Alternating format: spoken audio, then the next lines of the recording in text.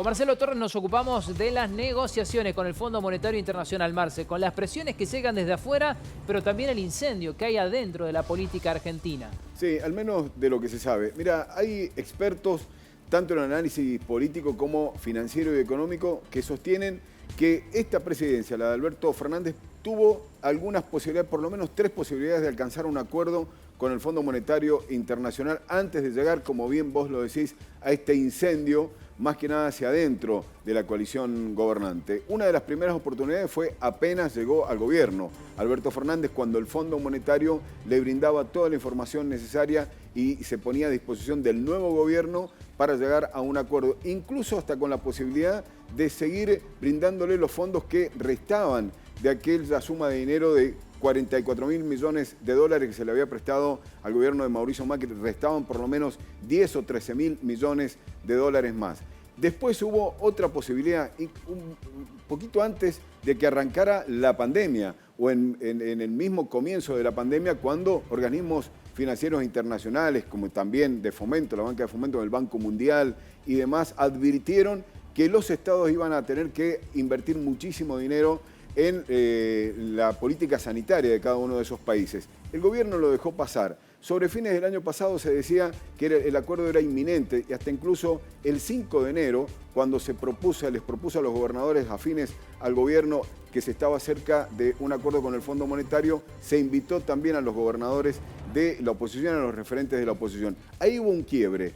Los analistas sostienen que el ala dura del gobierno, que tiene mucha influencia sobre Alberto Fernández, el kirchnerismo, vio la posibilidad de no llegar a ningún tipo de acuerdo porque las condiciones, según este costado del gobierno, no están dadas. No se va a aceptar un ajuste en las cuentas públicas, no se van a dar malas noticias y se va a seguir en la tendencia o en la política de ganar tiempo de aquí por lo menos hasta las elecciones del año que viene. ¿Qué pasó hoy? Bueno, hoy sucedió algo importante.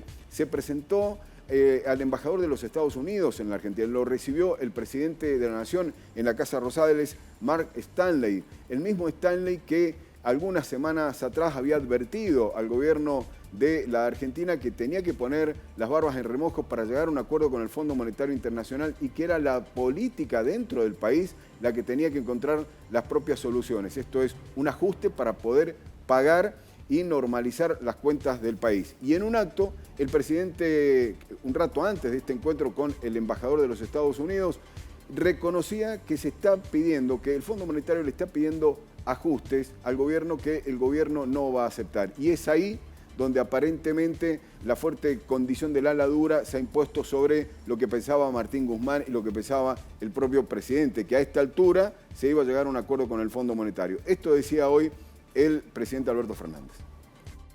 Nuestra pelea, por más que algunos se disgusten contra el Fondo Monetario, con el Fondo Monetario Internacional, donde firmemente decimos que queremos tener derecho a crecer según nosotros creemos cómo debemos crecer. Tener memoria, simplemente tener memoria y recordar, en ese caso, que cuando los ajustes llegaron, nuestro pueblo padeció. Y solo recuerden el 2001, lo que significó para la Argentina.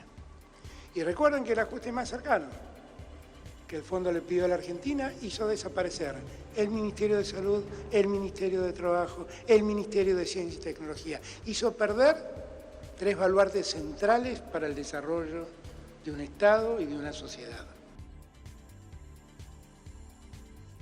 Siendo aún directamente, literalmente, no acuerdo con el Fondo Monetario Internacional. Esto lo han advertido algunos referentes también de la oposición.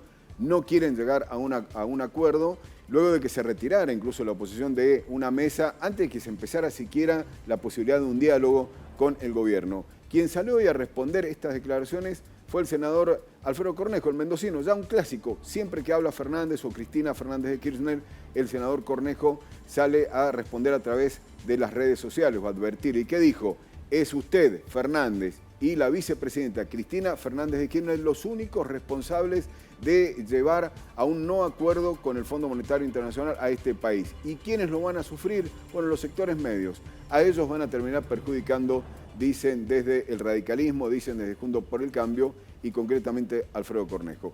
¿Cómo termina esta historia? No se sabe. Esta semana hay un vencimiento, pero lo más importante de todos es el vencimiento de marzo donde hay alrededor de 3.000 millones de dólares que deben pagarse. Si Argentina no paga, entraría en un default técnico por 6 meses más. Muchas gracias, Marcelo.